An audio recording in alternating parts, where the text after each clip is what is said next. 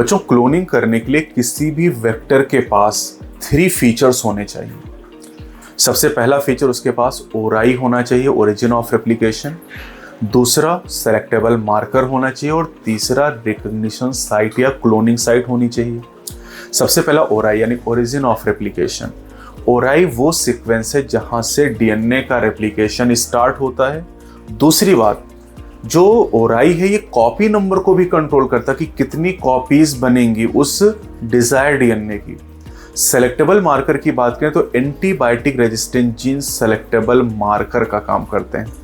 Cloning site या recognition site की बात करें, ये वो साइट होती है जहां पर आरई यानी रेस्ट्रिक्शन एंजाइम कट करता है, और कट करने के बाद जब स्टिकेंड बनते तो वहां पर डिजायर्ड डीएनए को जोड़ के रिकॉम्बिनेंट डीएनए बनाया जाता है।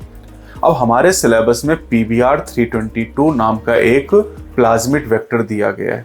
इस प्लाज्मिड वेक्टर के पास बेटा 2 सेलेक्टेबल मार्कर होते हैं। एक एम्पिसिलिन रेजिस्टेंट जीन होता है, दूसरा टेट्रासाइक्लिन रेजिस्टेंट जीन होता है।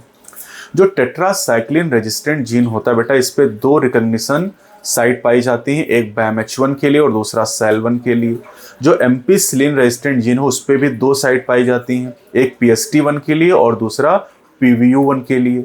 PBR322 इकोलाई प्लाज्मिड वेक्टर में टोटल 8 रिकॉग्निशन साइट पाई जाती हैं, लेकिन वो 8 अलग अलग एंजाइम के लिए होती हैं। अच्छा प्लाज्मिड वो है जिसके पास एक एंजाइम की केवल एक रिकॉग्निशन साइट पाई जाए। तो यहाँ पर 8 रिकॉग्निशन साइट हैं PBR322 में, लेकिन वो अलग अलग एंजाइम के लिए हैं, इसलिए अच्छा वेक्टर है।